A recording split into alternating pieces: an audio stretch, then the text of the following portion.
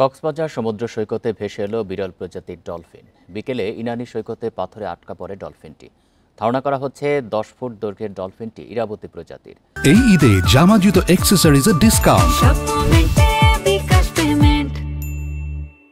কক্সবাজার দক্ষিণ বন বিভাগের ইনানির রেঞ্জ কর্মকর্তা ফিরোজ আল আমিন জানান, বিকেলে সৈকতে পাথরে ডলফিনটি আটকে পড়ে থাকতে দেখেন পর্যটকেরা। পরে বীজকর্মী সহ স্থানীয় ব্যবসায়ীরা ডলফিনটিকে উদ্ধার করে। ডলফিনের পেটে ও মাথায় আঘাতের চিহ্ন রয়েছে।